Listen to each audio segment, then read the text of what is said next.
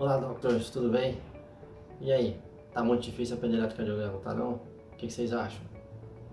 Bom, vem comigo que hoje eu vou ajudar vocês nessa. Meu nome é José Antônio, sou médico cardiologista, famoso Zé aí para os mais íntimos. Hoje eu vim aqui dar uma aulinha para vocês, ensinar um passo a passo de como interpretar um eletrocardiograma, tá? É uma forma bem simples, bem prática, bem descomplicada para você poder interpretar o seu eletrocardiograma aí no seu dia a dia, tá bom? Antes da gente começar essa aulinha, para quem curte, para quem gosta, quem se interessa aí por cardiologia, eletrocardiograma, essa nossa área, curte nosso vídeo, divulga, compartilha com seus amigos. Não deixe de se inscrever no nosso canal aí no YouTube e também sempre estar seguindo a gente nas redes sociais, tá certo? Bom, bora lá então, vamos aprender esse passo a passo aí para interpretar o eletrocardiograma.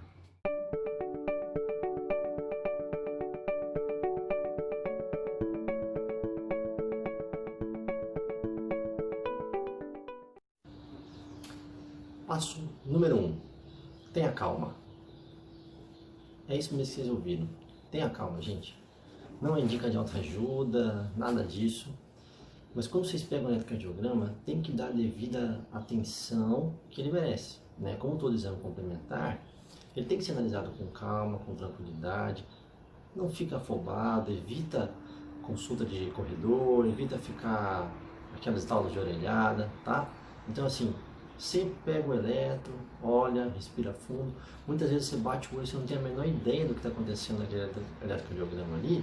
Então é justamente nesse momento que você vai olhar, até para você ganhar tempo, se organizar seu pensamento, suas ideias, né? Então você está ali olhando para o eletrocardiograma, respira fundo, ganha aquele tempinho, por mais que a situação exija pressa, né?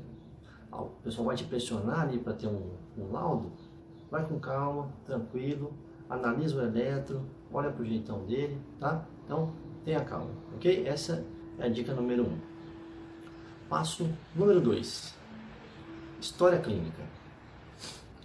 Esse é um ponto fundamental, gente. Sempre um eletrocardiograma, como todo exame complementar, tem que estar inserido dentro de um contexto, né? Dentro de uma história clínica. Então, se você está no consultório, por exemplo, tem que saber como é que é a história daquele paciente, né? Ele tem algum sintoma? Qual que é a idade dele, o sexo, de onde que ele vem? Tem alguma doença prévia? Toma remédio? Não toma? Então, são dados fundamentais que vão te ajudar muito na hora de analisar, interpretar aquele eletrocardiograma, né? Se você está numa urgência, então, no ponto de atendimento, poxa, nem se fala, né? Como é que está aquele paciente? O que trouxe ele aqui? Qual é o sintoma? Que estado clínico que ele está agora, né? Então, o eletrocardiograma ele não pode ser analisado de uma forma deslocada, né, solta por aí. Ele sempre tem que estar inserido em um contexto clínico, até para facilitar a sua vida na hora de interpretar o eletrocardiograma. Tá bom, gente? Então, sempre eletrocardiograma, história clínica, os dois caminhos juntos, ok? Passo número 3. No passo número 3, a gente vai fazer análise global, tá? E o que seria essa análise global? Digamos assim, eu particularmente gosto de começar sempre olhando o eletro como um todo, tá? De fora para dentro, que eu falo. Sem dar o zoom, sem colocar a lupa, eu vou olhar para a cara do eletrocardiograma, né? Como é que está o jeitão desse eletrocardiograma, né? E desse jeito eu já consigo pegar algumas características, já consigo ver se tem alguma coisa que chama muita atenção, alguma alteração muito importante, já de cara, né? Nessa primeira vista, digamos assim, do eletrocardiograma, tá bom? E tem algumas coisas que de cara eu já gosto de ver nessa análise global, né?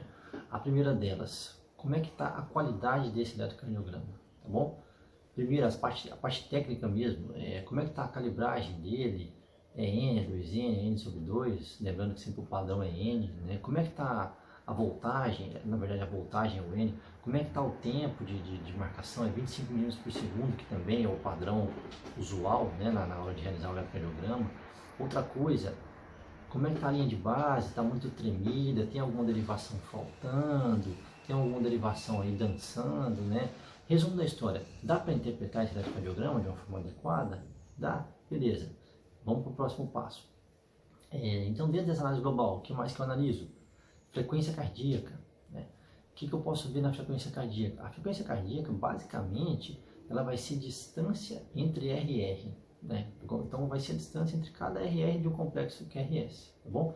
Quanto mais próximo a gente tiver esse RR, maior vai ser a frequência cardíaca. E o contrário, né, quanto mais distante o RR estiver, menor vai ser a frequência cardíaca, tá? E aí a gente tem desde formas mais detalhadas até as mais simples e mais rápidas para você determinar a frequência cardíaca ali no eletrocardiograma. Só para detalhar algumas para vocês, vocês podem fazer então, dividir 300 pelo número de quadradões, né, que existe entre o intervalo RR. Você pode fazer 1.500 pelo número de quadradinhos, né, contar quantos quadradinhos exatamente existe naquele intervalo RR. E tem uma forma mais rápida, que seria um macete, digamos assim, que a regra funciona mais ou menos assim. Quando o intervalo dentro do RR tiver um quadradão, a frequência é de 300. Quando tiver 2 quadradões, a frequência é de 150. Quando tiver em 3 quadradões, a frequência é de 100.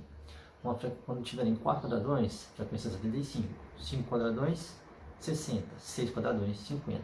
Então você vê que você já tem uma ampla margem de frequências cardíacas para determinar dentro desse macete.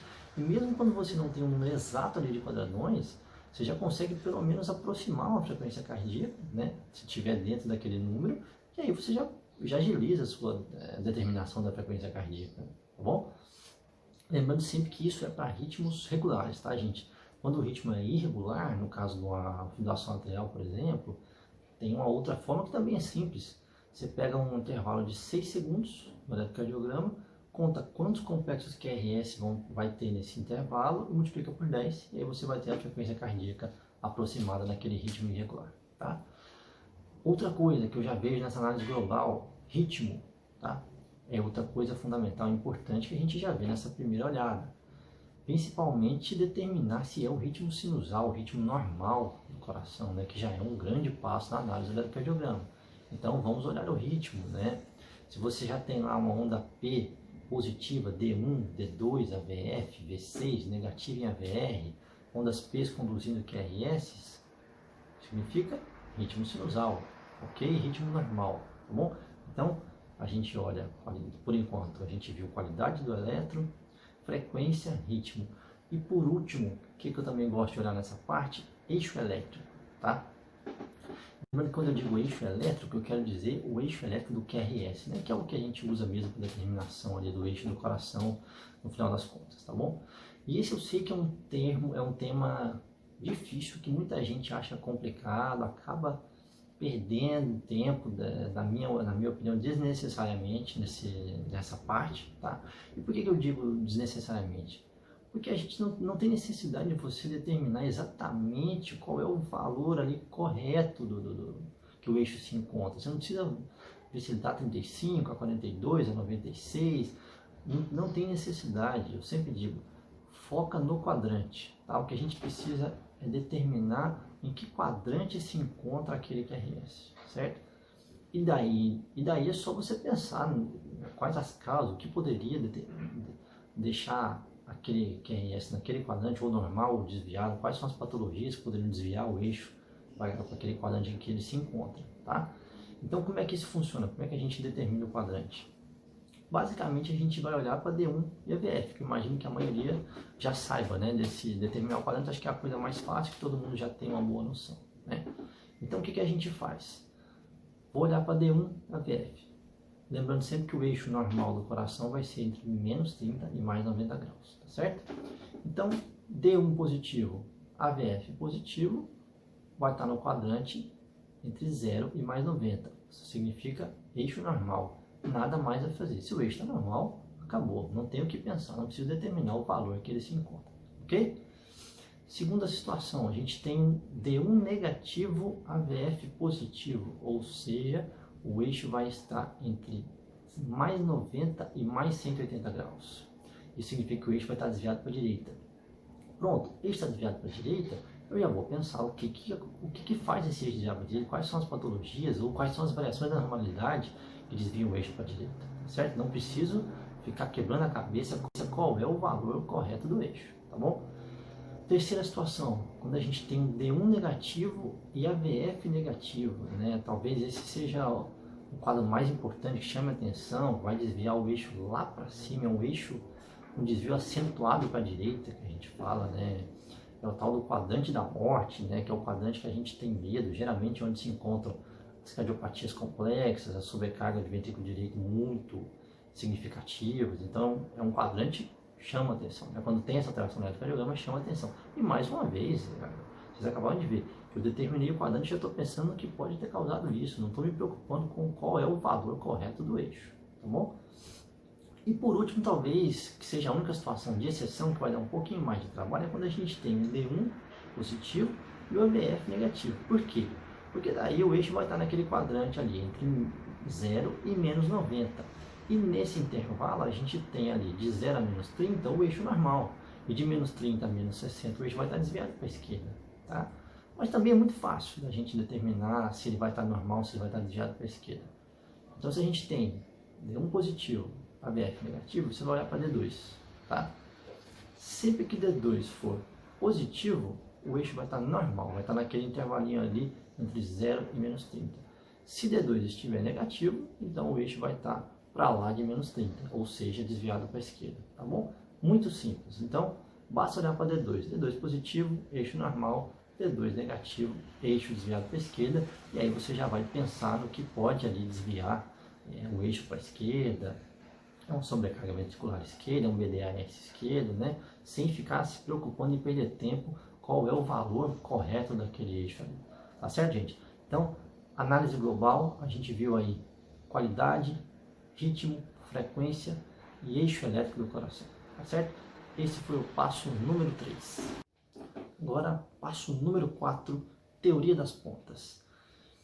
Esse é um tema que vocês não vão ouvir falar muito dele por aí, até porque eu acho que isso nem existe nos livros, foi algo que eu mesmo adaptei, né? Eu mesmo criei aí, juntando conhecimentos, os ensinamentos dos professores aí ao longo da minha formação, tá? E o que significa essa teoria das pontas? Na verdade, é mais uma forma para também tentar agilizar e tornar mais prática a nossa análise do eletrocardiograma. Então, o que ela significa? Quando a gente for começar a focar mais a análise do eletro, fazer uma análise mais específica, eu sempre gosto de começar por D1, V1 e V6, né? E aí a gente vai criando essas pontas. Por que eu digo que é a teoria das pontas? Se a gente for lembrar, assim, tentar colocar de uma forma bem simples e prática, o que seria o eletrocardiograma, né? O que seriam aquelas inscrições que aparecem no papel do eletrocardiograma. Cada derivação, na verdade, ela funciona como se fosse um espectador que está enxergando o vetor elétrico do coração de determinado ângulo, né?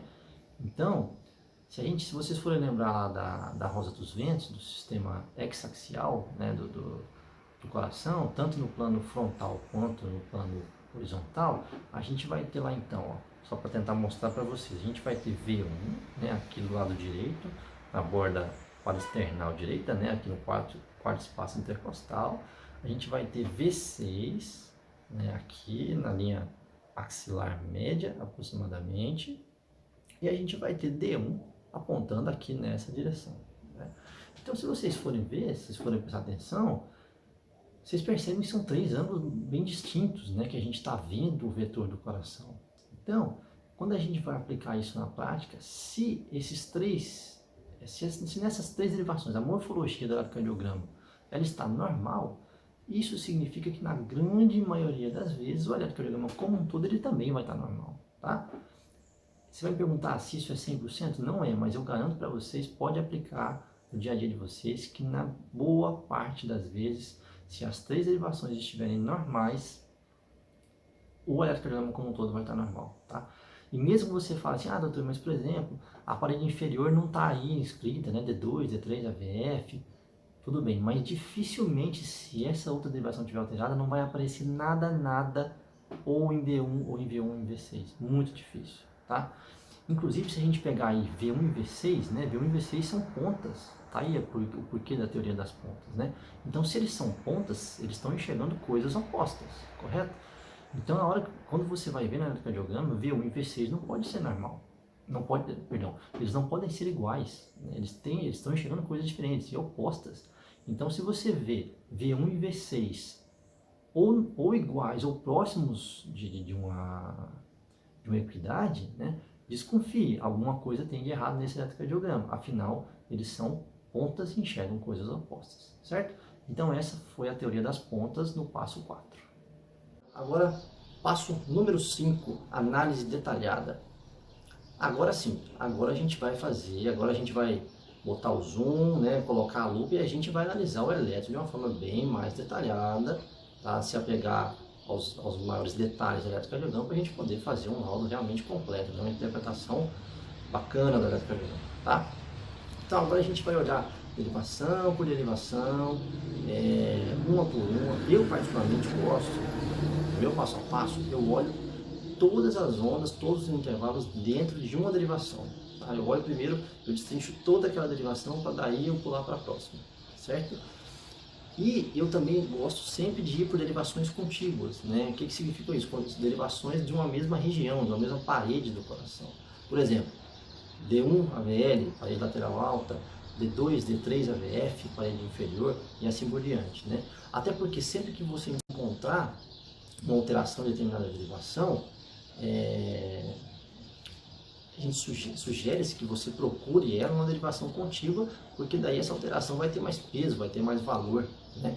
Então, sempre analise derivação por derivação, todas as deflexões, todas as ondas naquela derivação e derivações contíguas, ok? Achei uma alteração da derivação? Procura naquela derivação contígua, certo, gente? Analise lá a onda P, segmento PR, QRS, segmento ST, onda T, intervalo QT, onda U, derivação por derivação, tá bom? Então essa é a dica número 5, tá bom, gente? Agora, passo número 6. No passo número 6, a gente vai falar agora então sobre as pegadinhas. O que são essas pegadinhas? Que é uma coisa que às vezes principalmente aquele aluno que está iniciando o eletrocardiograma, deixa passar batido coisas importantes, tá bom? Detalhes ali, são aqueles filigramas mesmo do eletrocardiograma. Então, o que a gente vai prestar atenção aqui nessa hora? Principalmente, ó, linha de base. Vocês vão procurar entalhes na linha de base. O que são esses entalhes? Ondas, digamos assim, que estão perdidas ali, que estão fora do lugar, não deveriam estar naquele lugar, tá? Tanto faz ali no segmento, na linha de base que a gente fala, ela é aquela linha que separa uma onda T de uma onda P, né? Que são entre dois complexos QRS, como vocês queiram, tá bom? Ou então você pode ter ali algum entalhe perdido na onda T, também muito comum. Onda T é outra que a gente tem que ficar muito de olho, a gente tem muito entalhezinho ali naquela onda T, e isso às vezes quer dizer alguma coisa, é uma onda P que está ali perdida e bloqueada, né? Pode estar ali também dentro do segmento ST, no complexo QRS, mas na maioria das vezes vocês vão procurar na linha de base, que é aquela linha isoelétrica, né, entre cada complexo, e também na onda T, tá bom? Então, sempre ficar de olho aos entalhes fora, procurar na linha de base, que é aquela linha isoelétrica, né, entre cada complexo, e também na onda T, tá bom? Então, sempre ficar de olho aos entalhes fora de lugar, né, aquelas ondinhas que não deveriam estar por ali, fiquem de olho. Pegadinhas acontecem muito no eletrocardiograma e você pode deixar passar batido um diagnóstico muito importante para aquele paciente, tá bom? E por último, passo número 7, D2 longo. Aqui talvez é mais uma dica mesmo sobre quando que você vai fazer um D2 longo, né? Ou quando você vai pedir para a enfermeira ou para o técnico realizar um D2 longo. Basicamente são duas situações. Primeiro, quando o paciente tem uma bradiarritmia, tá?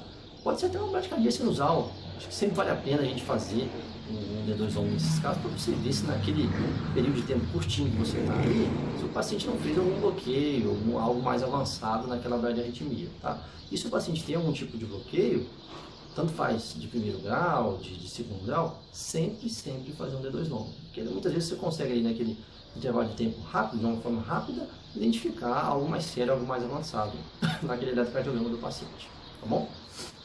E a segunda situação, talvez a mais comum que a gente pedir, é quando o paciente apresenta extrasístoles no seu eletrocardiograma de base, tá? Principalmente se essas extrasístoles são frequentes, se você tem ali mais de uma naquele eletrocardiograma de base, aquele primeiro que a gente faz com as duas derivações. Então, aí você faz o D2 longo e aí você vai conseguir ver qual é a densidade, qual é a complexidade dessas extrasístoles ali naquele momento, pelo menos, que o paciente está na sua frente, e já conseguir definir qual vai ser os seus passos no tratamento, ou até qual vai ser a propedêutica complementar ali a longo prazo, saindo aquele paciente ali daquele momento, tá bom? Então, gente, ó, Esses foram os 7 passos aí para interpretar o eletrocardiograma de uma forma bem prática, bem descomplicada para vocês. Pode aplicar no dia a dia de vocês, comecem a praticar, usem esses passos que eu disse para vocês. Vocês vão ver que melhora muito, facilita muito a vida de vocês na hora de analisar um eletrocardiograma. E aí pessoal, gostaram da aula?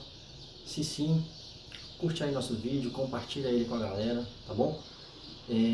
Deixa um comentário aí, dá o seu feedback para nós, dizendo se gostou, o que a gente pode melhorar, o que vocês se interessam, o que mais vocês querem saber aí de eletrocardiograma, de cardiologia, né, principalmente que é a minha área. Deixa também um hashtag me ajudou, se de alguma forma essa aula, esse passo a passo aí mudou a sua vida na hora de interpretar o eletrocardiograma, tá bom?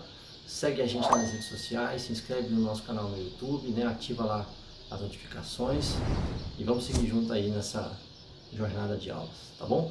Grande abraço a todos e até a próxima.